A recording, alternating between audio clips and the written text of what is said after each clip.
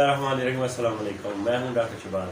आज का हमारा टॉपिक है जिन भाइयों की अक्सर आवाज़ बैठ जाती है, चाहे वो नात बोल रहे हैं चाहे वो गाना बोल रहे हैं, उनके हवाले से कि उनकी आवाज़ हम कैसे क्लियर करेंगे, वो चीज़ मैं आपको बता रहा हूँ। आप घर में ही उसका हल कर सकते हैं, किसी डॉक्टर के पास भी नहीं जाना पड़ेगा।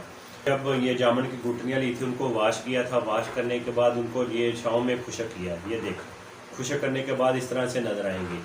और अब इनका मैं पाउडर बनाऊंगा, और पाउडर जो मैंने वो भी बना के रखा हुआ है, वो पाउडर बनाने के बाद आपको इस तरह से नज़र आएगा।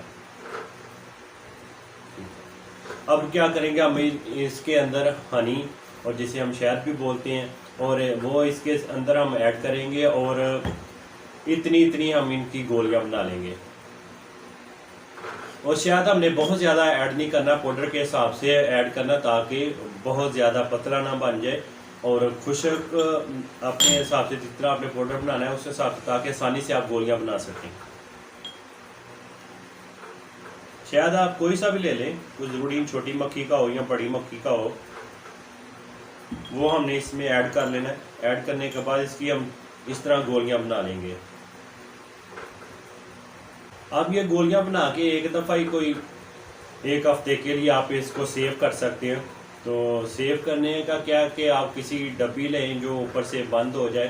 आप 3 बार ये यूज़ करें। अगर 3 बार आप यूज़ नहीं कर सकते तो 2 बार भी आप कर सकते हैं, उससे भी आपकी काफ़ी हद तक आवाज़ ठीक हो जाएगी। ये देखें, इस तरह से बना लेनी है आपने गोलियाँ, और ये काफ़ी मज़े की लगेगी। ये मैं आपको खा कर भी चेक कराता हूँ कि ये खाने में भी मज़ेदार होगी। अब इसको इस्तेमाल करेंगे तो आपकी आवाज़ काफ़ी हद तक ठीक हो जाएगी।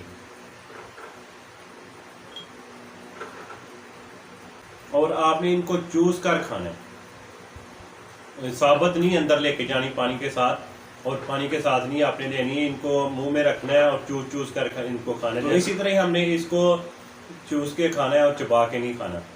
मैं मिलूंगा एक और नई वीडियो के साथ, तब तक के लिए मुझे इजाज़त दें। अल्लाह हाफिज़।